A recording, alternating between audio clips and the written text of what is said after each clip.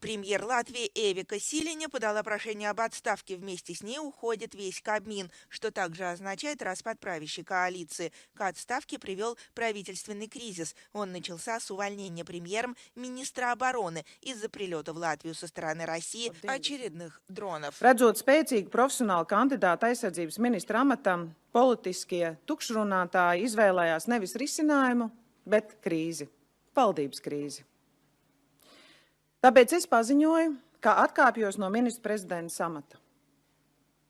Tas nav viegls lēmums, bet tas ir godīgs lēmums šajā situācijā. Šobrīd cilvēkiem vairāk kā jebkad ir vajadzīga drošības sajūta.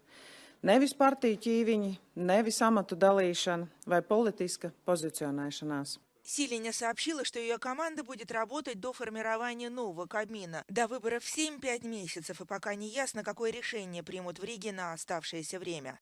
В качестве варианта рассматривается сохранение нынешней коалиции с новым премьером.